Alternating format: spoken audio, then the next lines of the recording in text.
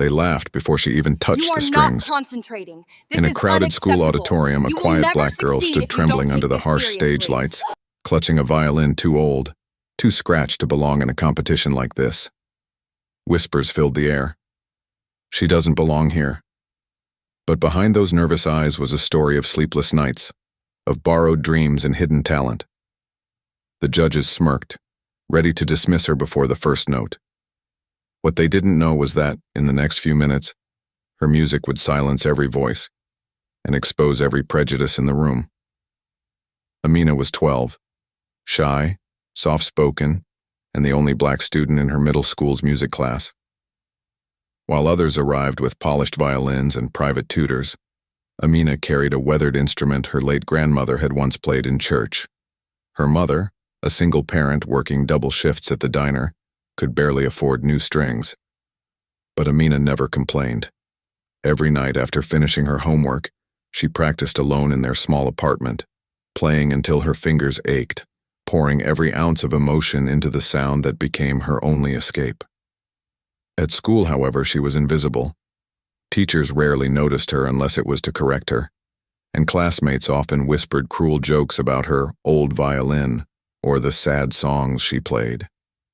The annual state music competition was coming up, a big event that decided scholarships and recognition. When names were announced, no one expected Amina to sign up, but she did. Quietly, confidently. The music teacher, Mrs. Green, raised an eyebrow when she saw Amina's name on the list. "Are you sure, dear?" she said, with a half-smile that didn't reach her eyes. It wasn't encouragement, it was disbelief. Still, Amina nodded. From that day forward, whispers turned to open mockery. Some students said she was just doing it for attention. Others laughed that she'd embarrassed the entire class. Even her teacher began assigning her the least desirable practice slots, pushing her to the back of the room. But Amina didn't back down. She had something to prove, not to them, but to herself and to the memory of her grandmother, who used to tell her, "One day, baby, your music will make them listen." The weeks leading up to the competition were brutal. Every rehearsal became a silent battle.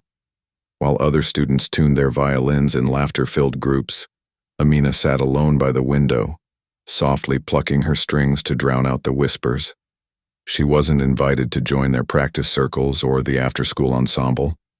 Instead, Mrs. Green often forgot to call on her during run-throughs, saving praise for her favorites, the polished students with expensive instruments and confident smiles.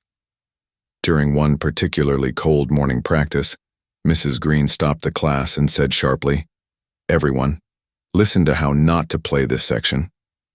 She pointed at Amina. The room went still. Amina's heart pounded as she lifted her bow. Her hands trembled and the first note came out weak, uncertain. Snickers filled the air. "Thank you, Amina," the teacher said with exaggerated patience. "That's exactly why technique matters." The class burst into quiet laughter. That night, Amina went home and cried in silence. Her mother found her sitting by the window, violin on her lap, the bow hanging loosely from her hand. "Baby," her mother whispered, "don't let them write your story." Amina looked up, tears streaking her face, and nodded. That night, she practiced until dawn. The next day, something changed. She stopped reacting to the whispers. When students mocked her, she just smiled. She began closing her eyes during practice, letting the music take her somewhere far beyond those walls. Her sound grew richer, fuller, filled with pain and pride. Even Mrs. Green seemed taken aback but said nothing. When the competition day arrived, Amina sat quietly backstage while others tuned their pristine violins.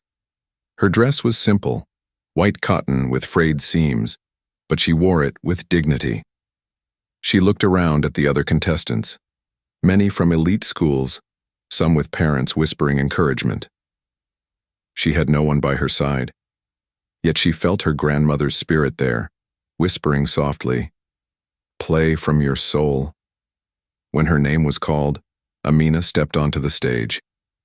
The audience murmured as she approached the microphone, her old violin gleaming faintly under the lights. She could feel the weight of their judgment, the pity, the doubt, the disbelief. Mrs. Green sat in the front row, arms crossed, waiting to be proven right. Amina took a deep breath. Her bow hovered over the strings. Then, silence. A heartbeat later, she began to play.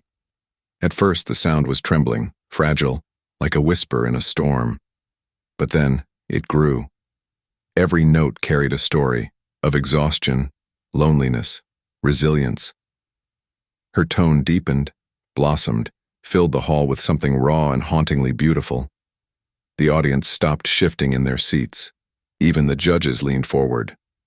By the time she reached the crescendo, her hands were shaking, tears streaking her cheeks. But she didn't stop. The melody soared, bold and unbroken, echoing like a cry of freedom.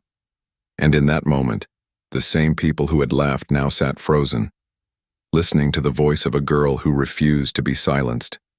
The final note trembled in the air like a heartbeat, then faded into silence. For a long, breathless moment, no one moved. The auditorium, once filled with whispers and laughter, was now utterly still. Amina lowered her violin, her chest rising and falling, her eyes still glistening with unshed tears. She thought she had failed, that the quiet meant disapproval. But then one sound broke through, a single clap. It came from the back row. A janitor, wiping his eyes with a rag, was the first to stand. Then another person rose, and another. Within seconds, the entire hall erupted into thunderous applause. People were crying openly. Parents, students, even a few judges who had entered the room expecting another forgettable performance. But what they had witnessed was something pure, something they couldn't measure with scores or technique. Mrs. Green sat frozen in her seat, her lips parted slightly, her expression unreadable. She had spent months trying to prove Amina didn't belong, yet now she couldn't deny the truth ringing through the air. One of the judges approached the microphone, still visibly shaken, and said, "Ladies and gentlemen, sometimes music doesn't just come from skill, it comes from the soul. What you just heard was from the soul." Amina's mother, standing in the back of the auditorium in her work uniform, pressed her hands over her mouth as tears streamed down her face. She hadn't told Amina she'd taken the day off to watch her perform. At that moment, their eyes met, a silent exchange of pride and love that said everything words couldn't. When the results were announced, Amina didn't just win first place. She received a standing ovation that lasted minutes longer than anyone else's performance. Reporters asked for her name.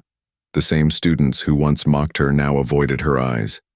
And Mrs. Green, red-faced and trembling, finally approached her, whispering, "You made them all listen."